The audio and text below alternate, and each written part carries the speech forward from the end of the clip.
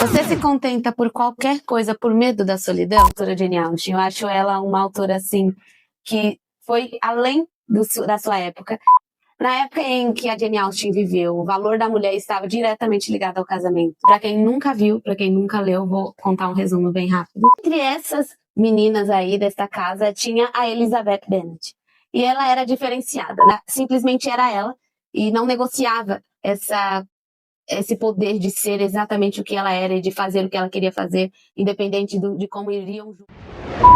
Então, sobre a submissão, né? Agora trazendo para a questão bíblica. A submissão cega, ela não é bíblica. E o que seria, né, essa submissão cega? É o obedecer sem pensar, é não ter voz, é deixar de lado os princípios bíblicos e aceitar abusos.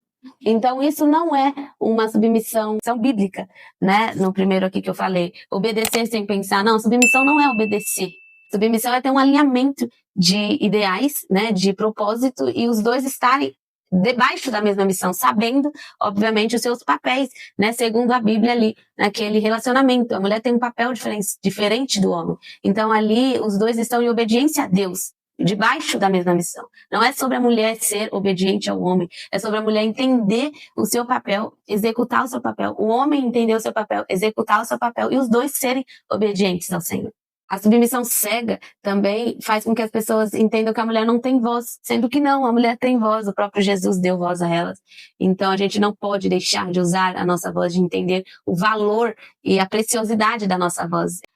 Deixar de lado os princípios bíblicos, obviamente, toda a submissão que faz com que você negocie o seu relacionamento com o Senhor não é submissão saudável. A maior submissão nossa é primeiramente ao Senhor. Então, tudo que for para tirar essa nossa submissão a Ele, para tirar Ele do centro da nossa vida, é uma submissão cega. Então, jamais nós podemos nos submeter a alguém que queira vaziar-nos do Senhor. Aceitar abuso, obviamente, né? Não precisa nem de grandes explicações.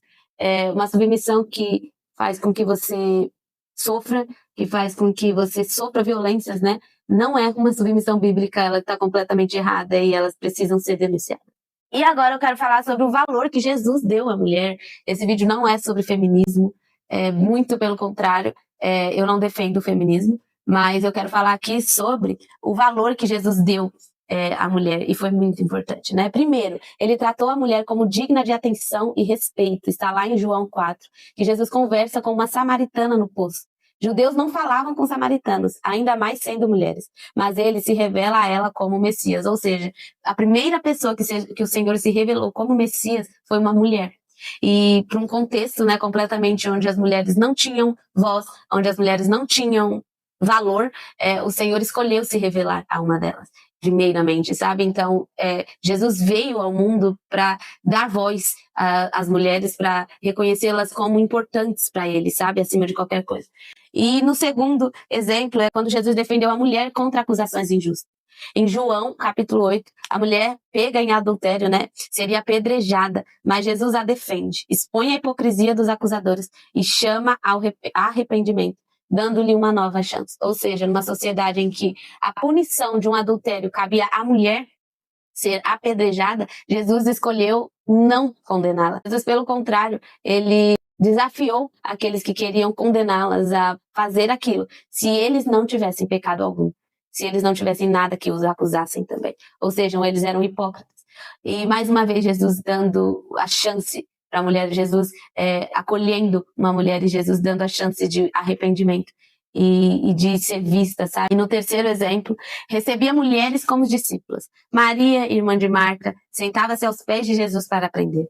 Posição de discípulo que culturalmente era só para homens. Jesus aprovou isso, mostrando que a mulher também pode aprender e ensinar a palavra. Ou seja, Jesus quebrou muitos paradigmas, Jesus quebrou muitas regras culturais da época e deu à mulher o poder de ocupar posições que antes eram somente dadas aos homens. Aqui ele confiou a elas a primeira mensagem da ressurreição.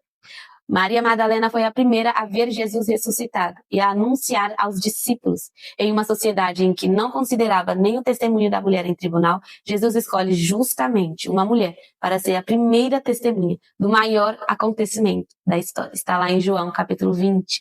Após a ressurreição de Jesus, ele escolheu aparecer para uma mulher, ou seja, não teve ninguém que valorizou uma mulher mais do que Jesus, o nosso Deus. Resumindo, então, Jesus mostrou o valor da mulher, né, mostrando que elas eram, que nós somos, né, amada, nós somos dignas, nós somos capazes de aprender, de servir, de testemunhar e sermos usadas por Deus. Ele nunca tratou a mulher como alguém inferior, mas como alguém igualmente chamada para viver o reino. Espero que essa mensagem tenha falado ao seu coração e que ela te impulsione a crescer, principalmente na maturidade emocional.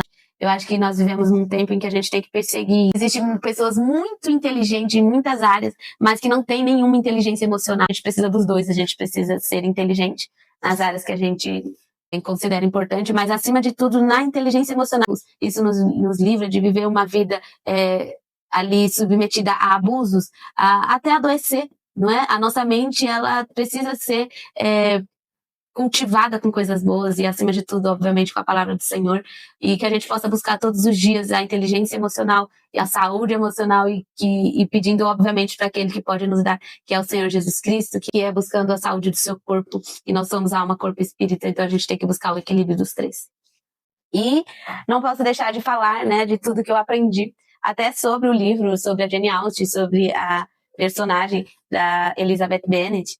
Eu aprendi com a Sarah Shiva, em um dos eventos dela, que foi muito edificante. Aprendo com o curso dela, então é uma dica que eu quero deixar aqui no final, que é que vocês sigam a Sarah Shiva, que vocês acompanhem o conteúdo dela, se possível, que vocês façam o curso dela se você é uma mulher solteira, adulta e cristã. É isso, gente. Espero que vocês tenham gostado. Não esqueçam de curtir, de comentar o que você achou, se você tem alguma objeção, se você tem algo para falar que vá edificar também, que vai contribuir aqui com o conteúdo. Compartilhe com seus amigos que você acredite que pode edificar de alguma forma. Até o próximo vídeo, gente. Um beijo, fiquem com Deus.